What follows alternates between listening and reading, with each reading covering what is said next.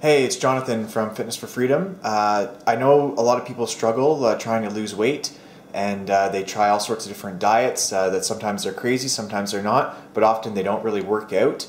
And what I'm going to talk today a little bit is about how you can design your life so it's a little bit easier for you to lose weight. And today we're specifically going to cover your fridge. So to do that, we're going to look at my fridge. And the basic premise of this is we're trying to put foods that we know we should eat in readily available and visible spaces, and we're trying to put foods that we probably shouldn't eat in places, foods that we shouldn't eat in places that are harder to get to and less encouraging to eat. So here we look in, and the first thing I see is the middle shelf. So every fridge is a little bit different, but for me it's the middle shelf. And let's go take a closer look at it. So we have some milk, some leftover chicken, and some leftover potatoes and green beans, a melon, and then we have some lettuce, tomatoes, and pickles in the back. So all in all, if we're trying to make everything readily available, this is a pretty good shelf. I can see good chicken, potatoes and green beans, nothing wrong with eating those. All readily available. The lettuce and salad stuff's kind of at the back. It's not really been opened yet. So I might think about moving it up to the front if I'm trying to eat more salad or something like that.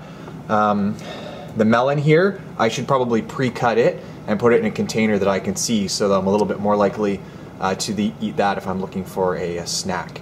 So the next shelf that I would see is the bottom shelf, and we have some cheese in the far corner, some salsa, and eggs that I can see right away, and there's some beer way in the back there. So if I'm someone who's struggling, or I like to drink a lot every night when I come home from work, maybe if I keep the beer in the back and I put other food in front, I'll be less likely to drink it. That's not really an issue for me, so I don't worry about it too much.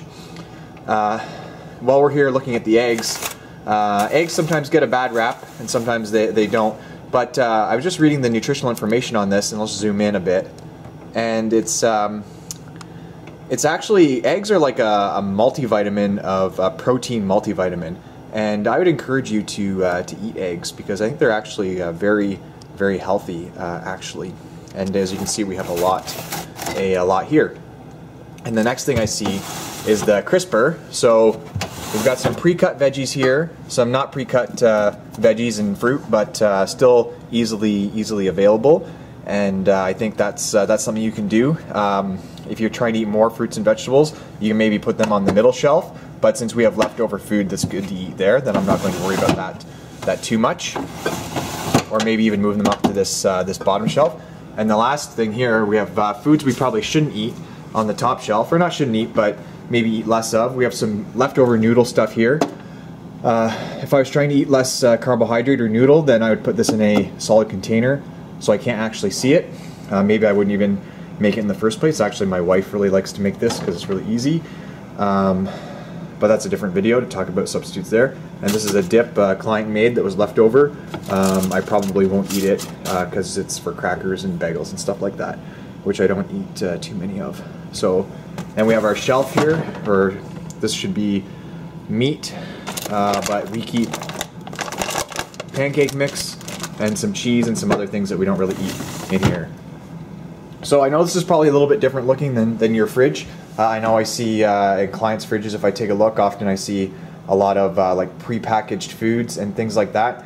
And ideally, if you're still going to buy them because someone in your house is going to eat them, I would really push them to the back if you're trying to eat less. But if you shouldn't eat it, probably everyone in your house shouldn't be eating it either.